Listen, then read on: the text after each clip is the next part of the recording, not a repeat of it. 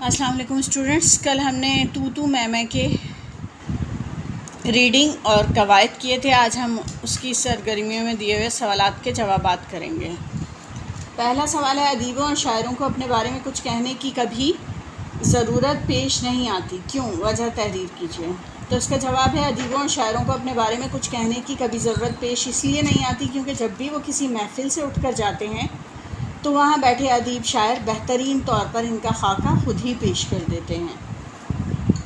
دوسرا سوال ہے، مصنف نے اپنے قد و قامت کے بارے میں کیا اظہار خیال کیا ہے؟ جواب، مصنف کہتے ہیں کہ ان کا قد اتنا چھوٹا تھا کہ ہر شخص ان سے بڑا نظر آتا، جب وہ کھڑے ہوتے ہیں تو بیٹھے ہوئے لگتے ہیں، اور جو ان کا چہرہ شناس نہیں ہوتا وہ انہی مصنف کو ان کے چھوٹے قد کی وجہ سے ان کا بیٹا سمجھ بیٹھتا۔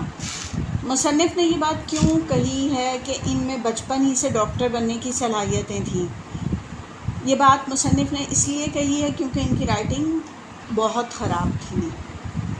سوال، آپ کو مصنف کے خاکے کی سب سے بڑی اچھی بات کیا لگی اور کیوں؟ وضاحت سے بتائیں۔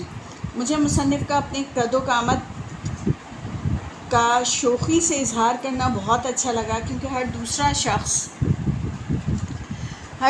شخص دوسرے کی کمزوری بیان کرنے کو مزاح سمجھتا ہے، اور انہوں نے اپنی ہی کمزوری بیان کر کے دوسروں کو خوش کرنے کی کوشش کی ہے۔